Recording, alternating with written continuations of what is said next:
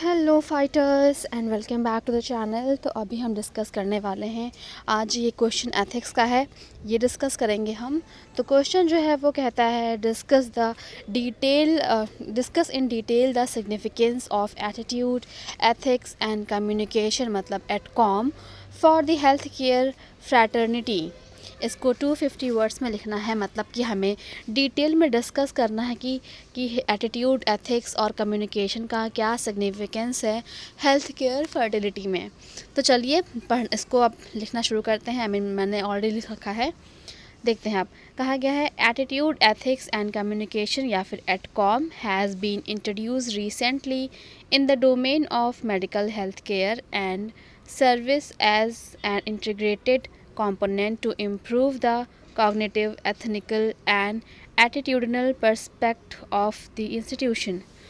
मतलब एटकॉम को है अभी रिसेंटली में हेल्थ केयर या फिर मेडिकल हेल्थ केयर में के डोमेन में ऐड किया गया है, और जो सर्विस है एक तरह का ये इंटीग्रल कंपोनेंट होगा जिससे कि क्या हो, कॉग्निटिव, एथिकल और एटीट्यूडनल पर्सपेक्टिव जो है इंस्टीट्यूट का, उसको इम्प्रूव किया जा सके।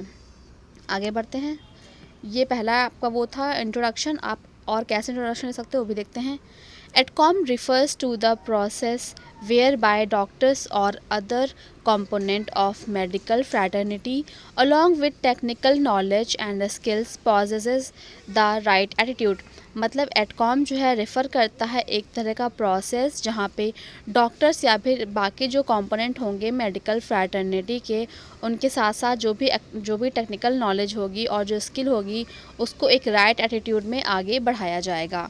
या फिर इंट्रोडक्शन को आप कैसे मेंटेन कर सकते हो, हर एक टर्म की डेफिनेशन देके, जैसे कि यहाँ पे दिया हुआ है एटीट्यूड का मतलब है are ways to evaluate a person object और जजमेंट्स इन सर्टेन वे।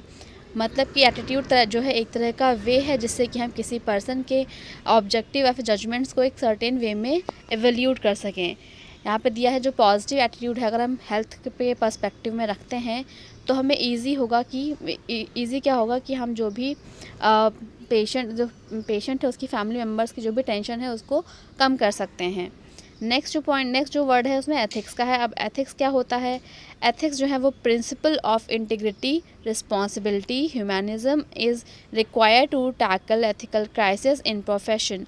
मतलब कि क्या है, हमें इंटीग्रिटी, रिस्पॉन्सिबिलिटी और ह्यूमैनिज्म का प्रिंसिपल की रिक्वायरमेंट बहुत ज़्यादा है, जिससे कि क्या हो, जो भी एथिकल क्राइसिस आते हैं इन मेडिकल के प्रोफेशन में उनको टैकल किया जा सके। आगे बढ़ते हैं। जो हमारे पास नेक्स्ट टर्म है, अब इसमें कुछ एग्जाम्पल भी दिया हुआ है। देखिए, जो हेल्थ प्रोफेशनल्स होते हैं उनमें नेक्सस होता है। कभी कभी होता क्या है, इलीगल ऑर्गन ट्रांसप्लांट ग्रुप्स भी होते हैं जो कि एक तरह से ट्रस्ट जो है इरोड करते हैं, और इसके फलस्वरूप होता क्या है, जो भी मेडिकल एथिकल क्राइसिस जो है एमर्ज होकर सामने आते हैं। जिसमें नेक्स्ट वर्ड था वो था कम्युनिकेशन का। जो कम्युनिकेशन है, one can easily understood language soft, ठीक है, जो कम्युनिकेशन है वो क्या है, उसमें कम्युनिकेशन यही तो होता है जब आप दूसरे की चीज़ों को समझ सको। यहाँ पे एग्जांपल गिवन है वापस से, जो सॉफ्ट स्पोकन एम्पैथी है टूवर्ड्स अफेक्टेड फैमिली मेम्बर्स। मतलब अगर कम्युनिकेशन अच्छा होगा तो एक तरह से आप एम्पैथी दिखा पाएंगे मेडिकल स्टाफ किसी पेशेंट की फैमिली की तरफ जो उनसे अफेक्ट हुए हैं। अब देखते हैं सिग्निफिकेंस क्या है एटकॉम का। तो पहला इसका सिग्निफिकेंस है, it promotes patients proper treatment, understanding and non discrimination. मतलब कि ये क्या करता है, प्रमोट करता है कि हम पेशेंट को प्रॉपर ट्रीटमेंट दे सकें, अंडरस्टैंड कर सकें उसको, और किसी भी तरह का कोई डिस्क्रिमिनेशन ना रखें।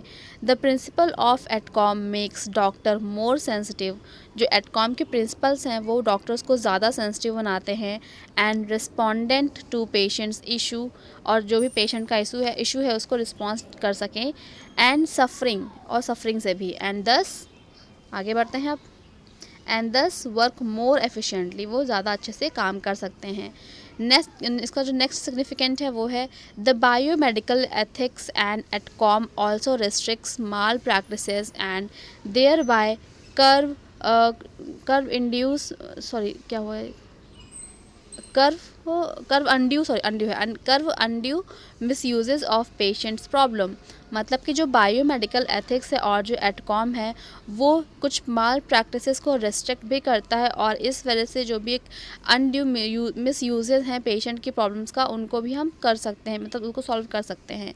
फॉर इंस्टेंस एग्जाम्पल दिया है, a case whereby the doctors are manipulating patients relative on patients condition and making money. मतलब कि एक केस ऐसा है जहाँ पे डॉक्टर्स जो है वो पेशेंट के रिलेटिव्स को मैनिपुलेट कर रहे हैं और उनसे पैसे मांग रहे हैं। ठीक है जी। अब next point, good communication skills with the patients also ensure the faith in people in doctors. मतलब अगर गुड कम्युनिकेशन स्किल होगी पेशेंट के साथ तो ये इस बात को भी इंश्योर करेगी कि एक इंसानों के बीच में कैसा फेथ होना चाहिए डॉक्टर्स के लिए, उसको भी इंश्योर करेगी। This can help practitioners in communicating the patients about the disease और द अदर कॉम्प्लेक्स इश्यूज़। अगर अच्छी कम्युनिकेशन स्किल होगी तो वो पेशेंट के रिलेटिव्स को बता सकेंगे कि कौन सी, या फिर प्रैक्टिशनर जो है वो बता सकेंगे कि कैसे और कब बताना उनके पेशेंट्स को कि कितनी कॉम्प्लेक्स डिजीज़ हो रखी है। Family on performing critical operations which can lead to mortality. या फिर कुछ ऐसे केसेस भी होते हैं जिसमें ऑपरेशन के टाइम पे पेशेंट की डेथ हो जाती है। अगर गुड कम्युनिकेशन होगी तो इन सब से डील करने में डॉक्टर्स को और साथ ही साथ पूरे मेडिकल स्टाफ को काफ़ी हेल्प मिलेगी। चलिए अब आगे बढ़ते हैं। It can also be useful in conveying on organ donation matter. अगर गुड कम्युनिकेशन स्किल होगी तो एक पेशेंट जो कि डेथ हो चुकी है उसके ऑर्गन्स को डोनेट करने के लिए उसकी फैमिली को कन्विंस करना काफ़ी हद तक ईजी हो जाएगा। नेक्स्ट पॉइंट है क्या, the sensitivity embedded by this attitude promotes further enhancement of the principle of honesty and integrity principles। मतलब इतने अगर सेंसिटिव चीज़ों में अगर इतना सेंसिटिव एटीट्यूड रहता है किसी का तो ऐसा भी हो सकता है कि आगे जाके जो भी हम प्रिंसिपल ऑफ ऑनेस्टी है और जो इंटीग्रिटी के प्रिंसिपल हैं इनको हम एनहेंस कर सकते हैं इस फील्ड में भी। AETCOM also plays a crucial role in increasing deviation to services. मतलब एटकॉम जो एक तरह से बहुत ही क्रूशियल रोल प्ले करता है कि जो भी सर्विस के प्रति डिवोशन है उसको कैसे इंक्रीज़ किया जा सके। Since medical profession is one of the primary and most crucial element of welfare of Mankind. मतलब जो आपका मेडिकल प्रोफेशन है एक तरह से बहुत ही प्राइमरी और बहुत ही क्रूशियल एलिमेंट है वेलफेयर मैनकाइंड के वेलफेयर के लिए, इसीलिए adhere to ethical code of conduct along with commitment becomes an essential aspect. इसलिए एथिकल कोड ऑफ कंडक्ट तो होना ही चाहिए, साथ ही साथ जो भी अगर आपके पास बाकी कमिटमेंट भी अगर आ जाएंगी तो बहुत ही एसेंशियल एस्पेक्ट हो जाएगा। आगे बढ़ते हैं हम। ख़त्म हो गया क्या? हाँ ख़त्म हो गया। आगे नेक्स्ट है thus the inclusion of AETCOM to medical circle. अब यहाँ हम इसका डायरेक्ट कंक्लूजन पढ़ रहे हैं। Thus the inclusion of AETCOM to medical circle curriculum is a welcome step. इसीलिए अगर हम इंक्लूजन करते हैं एटकॉम का मेडिकल करिकुलम में तो बहुत ही अच्छा स्टेप होगा। And such more ethical principles should be inscribed in other profession as well as to enhance the prospect of human dignity and welfare. मतलब सिर्फ इसमें ही नहीं, अगर हम बाकी के भी प्रोफेशन में इन एथिकल प्रिंसिपल को इंक्लूड करते हैं तो बहुत ही ज़्यादा अच्छा स्टेप रहेगा, जिससे कि क्या होगा, हम इन्हांस कर सकेंगे जो भी प्रॉस्पेक्ट होंगे ह्यूमन डिग्निटी और उसके वेलफेयर के लिए।